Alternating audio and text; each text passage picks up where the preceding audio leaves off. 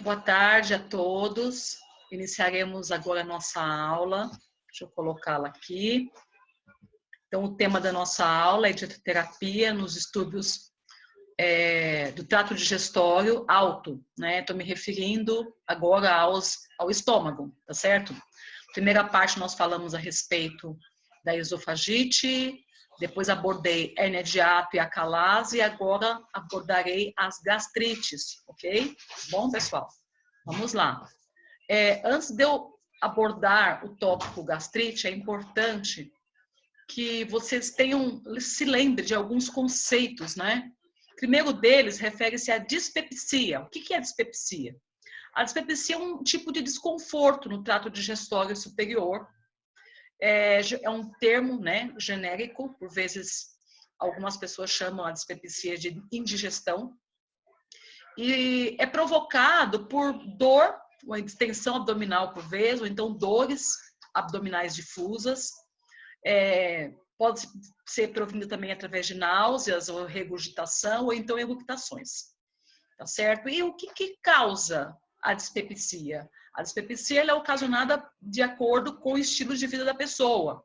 Estresse, ele pode também provocar dispepsia, esse desconforto. Mas quase sempre esse estilo de vida está correlacionado com a concentração de alguns tipos de alimentos, né? Elevada concentração, por vezes, de alimentos ricos em lipídios, de açúcares, cafeína, alguns tipos de especiarias, o consumo do álcool. Tudo isso pode ser fator desencadeador que dispepsia em um indivíduo. Gastrite. A gastrite é o processo da inflamação. Então, agora ocorreu uma inflamação na mucosa gástrica. Essa inflamação, ela é seguida com rubor, ela é dolorosa, ela é inchada, possui aquela vermelhidão próprio de processo de inflamação, ok? E quando a gente fala assim, puxa, mas o que pode ocasionar, professora, as gastrites? Então, a gastrite, ela pode ser ocasionada por bactérias, por vírus, determinados tipos de alimentos, pode ser fatores agressores para a mucosa, como, por exemplo, os condimentos, tá? Existem outros que eu vou citar logo adiante. O consumo exacerbado do álcool, fumo, a utilização de drogas, situações de estresse ou então de superalimentação. Tudo isso pode vir a desencadear o quadro de gastrites. Quando eu me refiro aos tipos, eu vou agora falar o seguinte. Eu posso classificar em dois tipos, aguda ou crônica. A aguda é aquele efeito rápido, de início ocorreu a inflamação, né, e logo veio seguido dos sintomas, aquela dor, e depois ocorreu o quê? Exacerbação, de repente sumiu as dores, né? Enquanto na crônica não, ela ocorre durante um período, meses, por vezes ocorre durante décadas, por vezes reduz os sintomas, depois ocorre a exacerbação dos sintomas e a pessoa segue a vida assim, permitindo com que fatores agressores da mucosa se sobressaia durante muito tempo. E a longo prazo isso pode ocasionar no quadro de perda circunscrita da mucosa gástrica, favorecendo o quadro de gastrite do tipo crônica. Existe também a gastrite do tipo atrófica, eu acho que vocês já devem ter ouvido falar a respeito da gastrite atrófica. Atrófica porque ocorre atrofia da mucosa gástrica, né, das células parietais da mucosa gástrica, né, ocorre perda das células parietais, e isso é um agravante porque pode favorecer o quadro da cloridria, isto é, a não existência do ácido clorídrico, porque as células parietais elas estão envolvidas na produção, né, na produção do ácido clorídrico, e uma vez que ocorre a cloridria, favorece então o quadro da anemia do tipo perniciosa, isto é, aquela que é dependente do fator intrínseco. Então, o fator intrínseco para se ligar ao fator extrínseco, né? Então, o fator intrínseco encontra-se nessa região estomacal e ele é necessário que haja a produção do ácido clorídrico na quantidade adequada para que ocorra essa captação da vitamina B12, né? Então, quando ocorre o processo da cloridria, então isso favorece a esse tipo de anemia. Então, ficar atento a isso. A gastrite do tipo atrófica também, se aparecer em pessoas jovens, é necessário que haja uma atenção especial, porque ela é comum em pessoas idosas. Em pessoas idosas, observa-se a gastrite atrófica, uma vez que ocorre o quê? A atrofia de células durante o processo do envelhecimento, dentre eles também na região da mucosa gástrica, pode ocorrer, tá certo? Não são todos os idosos, mas pode ser que ocorra. Espera-se que esse é um fenômeno natural durante o processo do investimento, que as atrofias, né? Então, alguns serão em outras partes do trato digestório, e em alguns idosos pode ser que isso ocorra na porção do estômago, ok? Só que quando esse fenômeno ocorre nos indivíduos mais jovens, é necessário que haja uma atenção especial. Por quê? Porque essa gastrite atrófica pode estar sendo ocasionada através da atuação de uma bactéria chamada Helicobacter pylori, ou mais conhecida como H. pylori. Então, essa bactéria é um tipo de bactéria que se adaptou a viver na fina camada da membrana mucosa no estômago. Então, nós sabemos que no estômago existem fatores que agridem a mucosa e fatores que são protetores dessa mucosa. Quais são os fatores que agridem a mucosa? Geralmente, medicamentos, a pepsina, a bile, o ácido clorídrico. Então, o que acontece? O corpo ele dispõe de uma camada protetora de muco para que ocorra o quê? Que esses fatores agressores não venham agredir a própria mucosa. Existe um equilíbrio entre os fatores protetores e os fatores agressores e os fatores protetores. Os fatores de proteção da mucosa é a própria barreira mucosa, as prostaglandinas, a secreção mucosa, tudo isso protege, porque na secreção mucosa existe a atuação dos bicarbonatos. No entanto, a Helicobacter pylori, essa bactéria, ela vive nessa fina camada, e não é que ela por si só produz efeito de agressão, agredir o tecido, né, da mucoso gástrico. Não é. Na verdade, é o seu subproduto. São as toxinas que ela produz que agridem. Então, isto é, os fatores protetores e os fatores que agridem a mucosa, eles têm que encontrar-se em equilíbrio. No caso da atuação da Helicobacter pylori, ocorre um desequilíbrio, favorecendo que esses fatores agressores possam agora vir a ocasionar complicações para esse indivíduo que encontra-se com a gastrite, tá? Então, aqui no caso da Helicobacter, pode favorecer com que ocorra a úlcera péptica, tá? Que costuma ser o mais comum, mas pode ocorrer também a gastrite do tipo atrófica. Então, a úlcera péptica vai ocorrer uma evolução crônica, surtos de ativação e vai ter também períodos de remissão, tá? A etiologia é pouco conhecida, porém a gente observa nas áreas do tubo digestivo agora, a gente observa que há uma lesão na área, né, provocada por esses fatores de agressão. A úlcera péptica, se não cuidada, pode evoluir para um câncer, tá? Assim como a atuação da Helicobacter pylori, por exemplo, se for uma gastrite do tipo atrófica ou crônica, né, também pode favorecer o quadro de um câncer, evoluir para um câncer gástrico. É importante que vocês saibam disso. E é importante também que vocês se lembrem da anatomia do estômago, né, para nós falarmos um pouquinho agora sobre as porções dele, né? Então, vamos lá, nós temos essa parte superior que repousa abaixo do diafragma, a porção do fundo, né? Temos o corpo, que é toda essa porção aqui que eu estou aqui mostrando para vocês, e a porção do antro, que é responsável pela trituração do bolo alimentar e a secreção de enzimas. Aqui nesse caso, vai avisar a porção secretora que há necessidade de produzir ou não uma quantidade maior de ácido. Então, agora aqui nessa região do antro, a distensão desse antro vai causar a liberação de gastrina. O aumento da alcalinidade pode promover a liberação de gastrina, que vai estimular a secreção de ácido gástrico. Enquanto que aqui na parte superior, nesse fundo, nós temos uma estimulação do nervo vago, que atuam também em conjunto com as células parietais, né? E essas células parietais, elas vão favorecer que haja um aumento da secreção do suco gástrico no estômago, ok? Então é importante que a gente lembre disso, dessas regiões. Por quê? Porque existe um outro tipo de classificação das gastrites. Existe também a classificação da gastrite do tipo A, do tipo B ou do tipo AB. Então, quando eu me refiro à gastrite do tipo A, eu estou me referindo, eu estou dizendo para vocês que se refere à porção do corpo e do fundo do estômago. E isso aqui está correlacionado com o quê? Com as doenças do tipo imune, né? Então, doenças imunológicas podem gerar esse tipo de complicação de gastrite, gastrite do tipo imune. Então, agora, a presença de fatores de anticorpos que vão atuar contra as células parietais.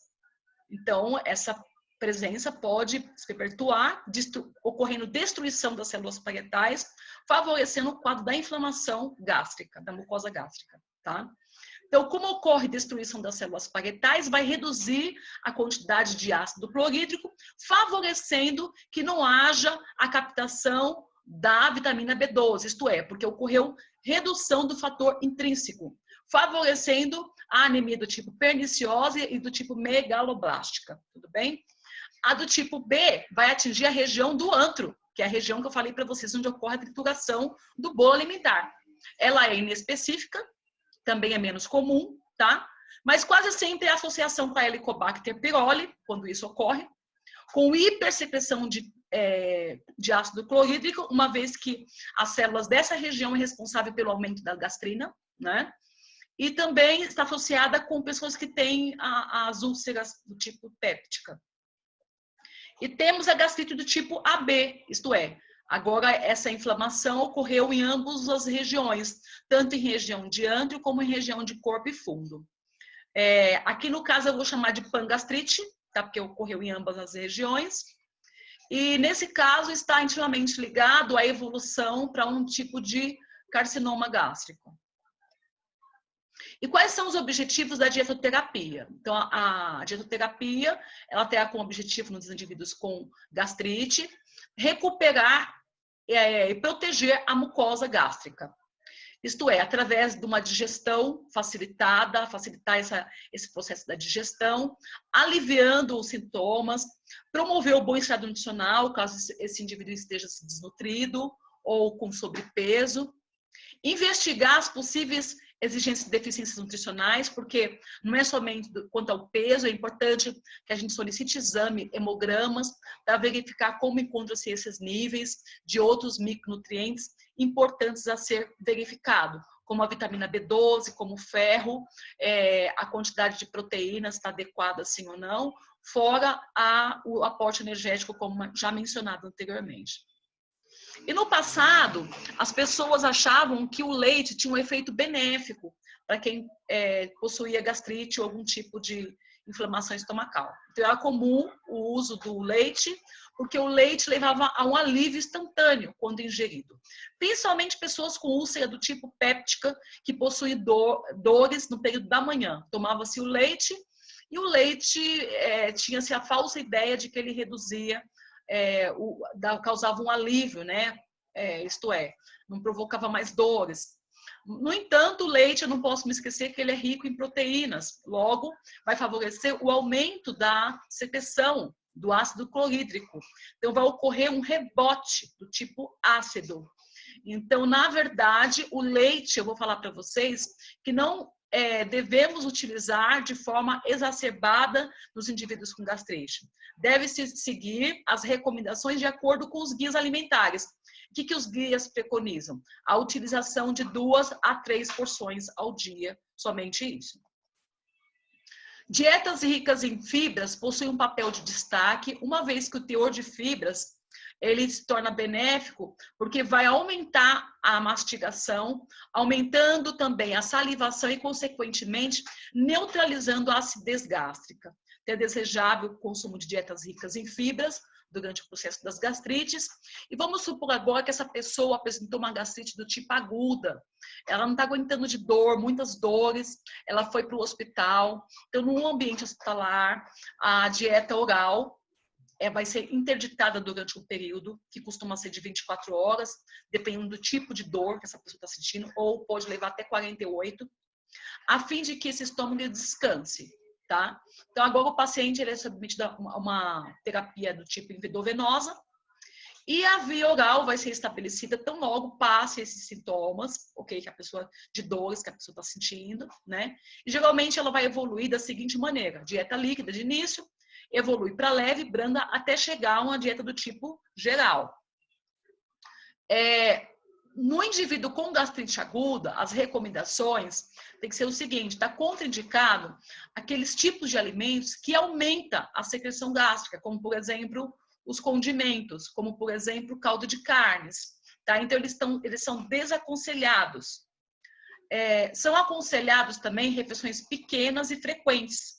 Por quê? Porque, geralmente, quanto menor essa refeição, menor a chance de ter dispepsia, certo? Ou então de favorecer a abertura do esfíncter desse indivíduo. Então, é desejável que sejam refeições pequenas e frequentes. A ingestão moderada de gordura também é permitido, uma vez que a gordura ela vai reduzir a produção do ácido clorídrico e também a motilidade do estômago. No entanto, o álcool é contraindicado, tá?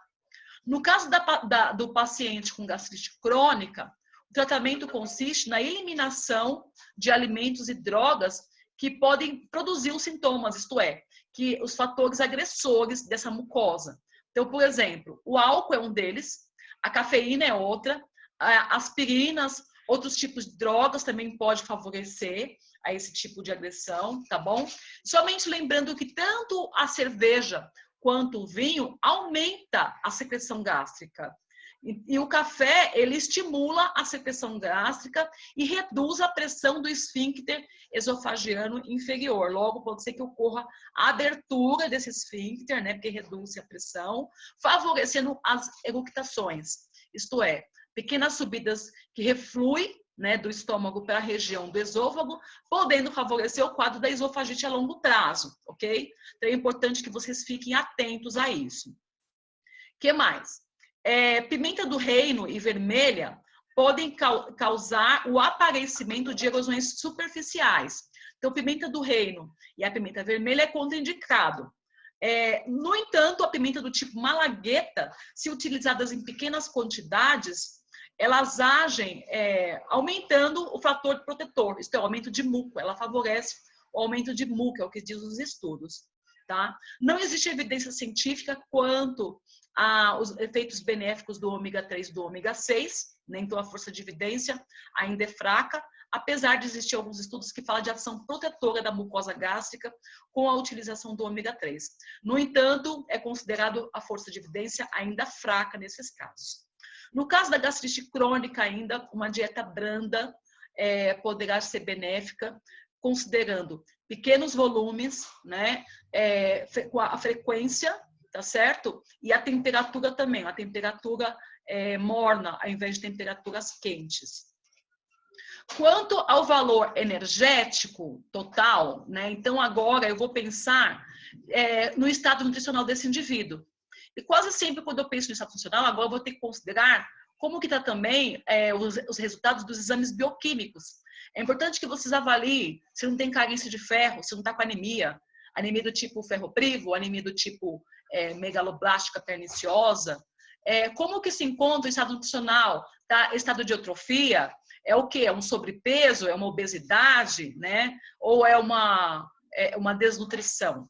Então, o aporte energético ele virá de encontro de acordo com o montante total. Eu vou ter que avaliar o estado, a avaliação de antropometria desse indivíduo, considerar os exames bioquímicos desse indivíduo, para depois dar o procedimento quanto ao aporte de energia total e de nutrientes dessa dieta, tudo bem? A distribuição calórica é normal, então isto é, carboidratos de 50% a 60%, proteína de 10% a 15%, lipídios de 25% a 30% do aporte total do gasto energético total da dieta, tá? Gasto energético total. A consistência pode ser geral ou adaptada às condições da cavidade ou adaptada à condição desse indivíduo, como eu já citei anteriormente. O fracionamento de 5 a 6 refeições para evitar longos períodos de jejum e que posteriormente essa pessoa venha consumir grandes volumes, que favorece a distensão abdominal. E uma vez que eu favoreço a distensão, vai ocorrer o desencadeamento de fatores que podem agredir a mucosa gástrica. Alimentos com efeito positivos, como eu já citei anteriormente, são as fibras alimentares. Por quê? A fibra ela atua também como tampão na concentração de ácidos biliares do estômago e diminui também o trânsito intestinal, levando a uma menor distensão gástrica. Alimentos a serem evitados. Como eu já falei também, o álcool, que é um potente irritante da mucosa gástrica, tá? O café, mesmo descafeinado, ele deve ser desestimulado, uma vez que ele aumenta a produção gástrica, né? E isso pode resultar em irritação da mucosa. Refrigerantes, porque o refrigerante, além da alta quantidade de gases, que pode favorecer a distensão gástrica, né? Promover a distensão gástrica, relacionada à dispepsia, ele também está relacionado ao aumento de produção gástrica, né? A pimenta eu já havia falado. A preta também é irritante, a pimenta preta, né? A mostarda em grão, chile também são irritantes. As frutas cítricas, gente, as frutas cítricas, eu devo obedecer à tolerância do indivíduo. O pH do estômago é extremamente ácido, então qualquer fruta, qualquer alimento, mesmo refrigerante, se consumido em pequenas quantidades, assim, não tem a propensão de ocasionar aumento nessa secreção, tá? Na verdade é o seguinte, o refrigerante, ele está relacionado com o aumento da produção se consumido de forma exacerbada, né? Pouquinho refrigerante, não é desejável que seja feita essa indicação, mas em pacientes muito obesos, como eu já conversei em sala de aula com vocês, né, na minha aula sobre obesidade, se a pessoa consome, por exemplo, 3 litros de refrigerante ao dia, né, e aquilo faz parte da rotina dela, né, porque é um obeso do tipo mórbido, então nós temos que evoluir. Como? Reduzindo de forma gradual esse consumo e mostrando à pessoa que aquilo pode sim afetar se consumido em excesso. Mas, no geral, os alimentos, eles não possuem um pH que venha a ocasionar um fator de acidez ainda maior do que a acidez gástrica, tá? Então, aqui agora eu vou falar o seguinte, se a pessoa não sentir nenhum efeito com a utilização de frutas cítricas, esses poderão ser consumidos. Mas se a pessoa falar que ao consumir frutas cítricas, aquilo causa um efeito de dor, então a fruta cítrica tem que ser desestimulada, tá? Então agora também vai depender do tipo de gastrite. Se for uma gastrite crônica, possivelmente, pode ser que cause dores, porque existe uma lesão maior da mucosa gástrica, né? Então, pode ser que ocasione dores. Se for uma gastrite do tipo aguda, pode ser que a pessoa não sinta, né? Se for uma úlcera péptica, pode ser que a pessoa sinta dores. Então, eu tenho que avaliar caso a caso, tudo bem? O ambiente durante a alimentação também é importante. Sempre fazer a refeição em ambientes tranquilos, comendo devagar e mastigando muito bem os alimentos.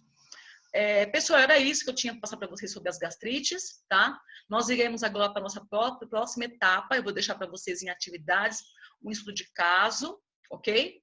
E eu aguardo vocês por lá. Grande beijo a todos, até breve.